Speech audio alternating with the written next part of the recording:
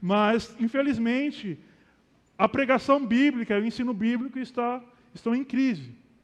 E nós devemos andar na contramão dessa crise, que é contra o ensino da palavra de Deus. Então, tenha em mente que nós devemos aprender da palavra de Deus, porque é somente lendo a Bíblia durante a semana e estudando, aprendendo da palavra de Deus, que nós vamos ter o discernimento para saber o que é de Deus e o que não é de Deus, né? O diabo, quando uma pessoa ela não lê a Bíblia, ela não se preocupa em estudar a Bíblia, em aprender da Bíblia, o diabo ele ama isso, sabia? Ele faz festa, ele solta fogo de artifício lá no inferno. Faz até um churrasquinho lá, porque para ele é uma beleza, porque se o crente não está lendo a Bíblia, não está aprendendo a Bíblia, vai ficar mais vulnerável quando chegar um falso profeta e vai começar a distorcer a palavra. E daí esse crente vai cair na palavra do falso profeta. Porque muitas vezes os falsos profetas, né, em 2 Coríntios 11, Paulo fala que o diabo se disfarça de anjo de luz. Tem muitas seitas aí que os caras até carpem a sua casa, o quintal da sua casa, lavam a sua louça para ter a chance de falar para você da seita deles, distorcendo a palavra de Deus. E se você não tiver base para isso, você vai cair no engano dessas seitas. Então, tenha preocupação de estudar a Bíblia. O reformador, tem uma frase que é atribuída ao reformador João Calvino, que ele dizia o seguinte: quem não estuda a Bíblia confunde heresia com a voz de Deus. É uma frase que ele falou no seu tempo, que quem não estuda a Bíblia confunde heresia com a voz de Deus. Ou seja, acha que qualquer palavra que é falada é palavra de Deus. Bastou falar Deus ali no meio do sermão, da mensagem, que acha que é de Deus. Mas a gente sabe que não é isso. Que tem uns falsos profetas aí que estão por aí distorcendo a palavra de Deus. Na dúvida, você deve orar a Deus pedindo discernimento. Quando você não souber se determinada ação, se determinada doutrina, ensinamento é de Deus ou não, ore a Deus pedindo discernimento, porque a Bíblia ensina que Deus, um dos papéis de Deus ter enviado o Espírito para nós foi nos ensinar e nos dar discernimento para nós não sermos enganados, né? Por causa disso que está escrito ali em João, nos capítulos 14 e 15, quando fala da ação do Espírito, que fala que um dos papéis do Espírito, né, é nos ensinar. Jesus falou que Ele vos ensinará todas as coisas que eu ensinei a vocês. Então, o Espírito ele está disponível para nos dar discernimento, amém? Ponto 2. As consequências do pecado.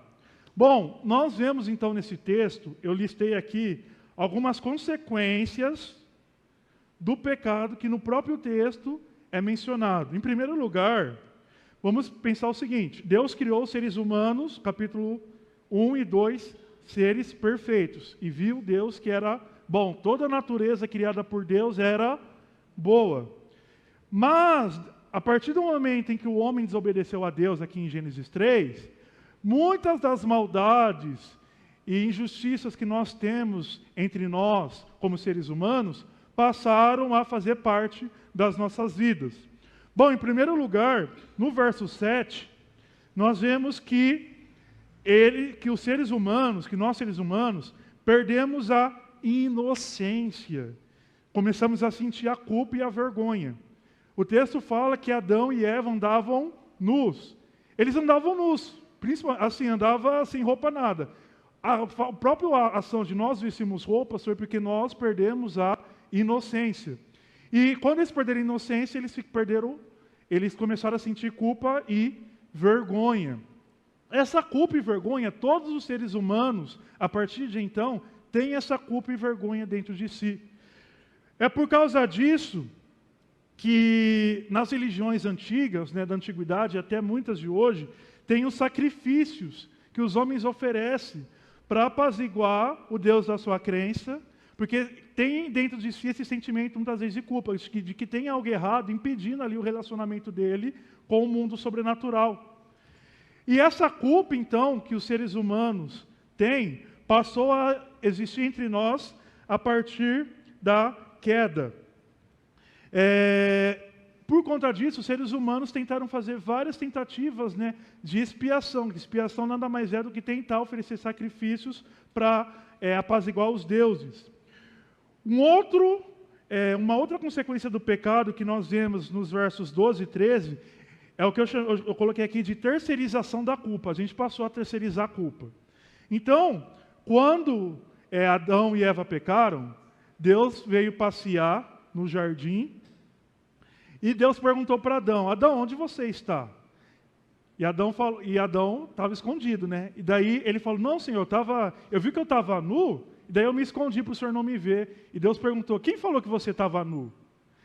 E ele falou: não, foi a mulher que o Senhor me deu. Ele não assumiu a culpa dele. Adão aqui, ele tinha culpa, porque ele deveria, como líder ali, estar ajudando a sua esposa ali durante a tentação. Mas ele sucumbiu à tentação da sua esposa. E ele, então, ele terceirizou, ele não assumiu a culpa. Primeiro, ele culpou Deus, porque ele falou: foi a mulher que o Senhor me deu. Não foi, a culpa não é minha, foi a mulher. Então ele culpou a mulher e culpou Deus. E daí nós vemos que Deus, então, ele fez uma pergunta para Eva. E perguntou para Eva: o que foi que você fez? E Eva falou: não, foi a serpente. Ninguém assume a culpa. O homem falou que foi a mulher e Deus, a mulher falou que foi a serpente. Só a serpente aqui que ficou com cara de ué, que ela não culpou ninguém. Já assumiu os riscos já. Mas o homem, a gente viu que começou a terceirizar a culpa. E por conta disso que, muitas vezes, nós como seres humanos, nós temos essa tendência, né, de terceirizar a culpa. Nós nunca assumimos a culpa. Sempre a culpa da família. Eu sou assim por causa da minha criação. Por causa da minha família. Sempre a culpa do trabalho. Então eu estou tratando todo mundo mal hoje porque as coisas estão difíceis lá no trabalho. Então a culpa é do trabalho. Sempre a culpa é dos filhos, ou a culpa é dos pais. Mas as pessoas, muitas vezes da igreja, também falam que a culpa é da igreja, que é a igreja que não dá atenção e não sei o quê, nunca assume a culpa.